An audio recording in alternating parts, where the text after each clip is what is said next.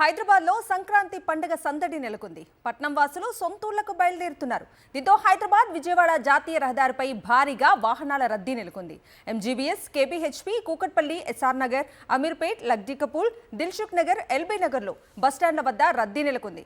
రహదారిపై ట్రాఫిక్ సమస్యలు తలెత్తకుండా ఎక్కడికక్కడ పోలీసులు తగిన చర్యలు చేపట్టారు.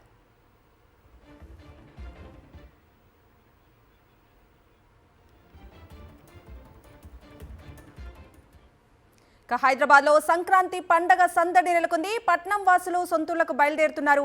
ఇదే అంశానికి సంబంధించి పూర్తి డీటెయిల్స్ అందించడానికి మా ప్రతినిధి రవిచంద్ర కూకట్పల్లి నుంచి లైవ్ లో జాయిన్ అవుతున్నారు. రవిచంద్ర,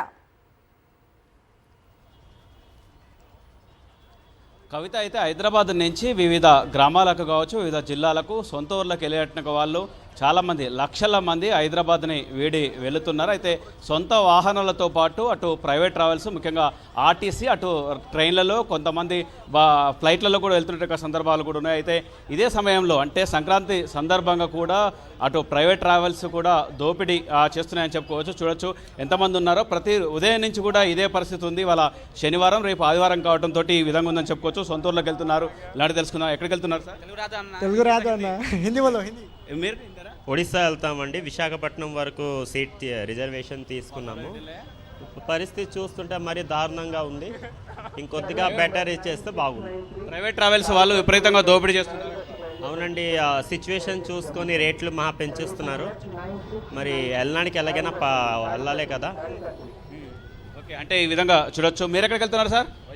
ఓకే, వైజాగ్ వెళ్తున్నారు, వివిధ ప్రాంతాలకు వెళ్తున్నారు. ఎక్కడికి వెళ్తున్నారు మేడం? విజయవాడ.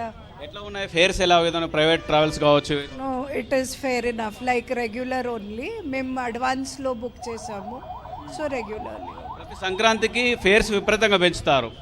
అది మాత్రం నిజమే, కానీ మేము అడ్వాన్స్లో బుకింగ్ చేసాము. సో పెంచలేదండి, ఐపీఎస్ఆర్టీసీ కూడా పెంచలేదండి.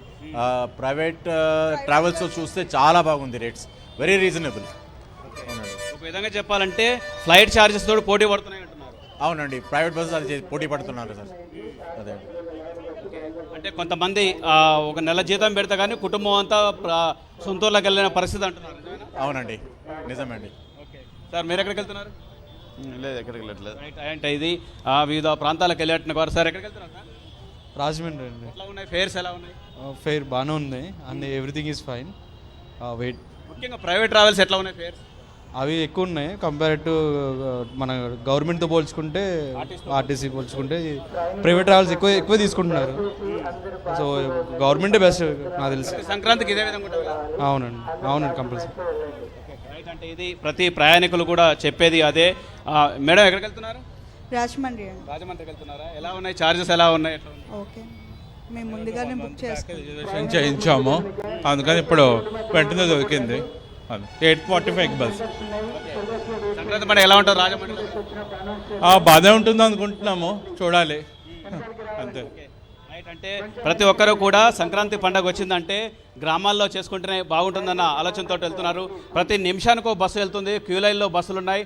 ప్రయాణికులు కూడా వేలలో ఉన్నారు. ప్రతిరోజు కూడా లక్షల మంది ప్రయాణికులు హైదరాబాద్ నుంచి వివిధ జిల్లాలకు, అటు ఆంధ్రప్రదేశ్కు, ఇటు తెలంగాణకు, ఇటు ఒడిశాకు, మిగతా ప్రాంతాలకు వెళ్ళేట వాళ్ళు కూడా వెళ్తున్నారు. సంక్రాంతి పండుగకు ప్రతి ఒక్కరు కూడా ఈ విధంగా వెళ్తుంటారు, చూడొచ్చు. అయితే ఫేర్స్ మాత్రం, ధరలు మాత్రం, టికెట్ ఛార్జెస్ మాత్రం చాలా విపరీతంగా ఉన్నాయి కొన్ని చోట్ల. Right Ravichandra, thank you.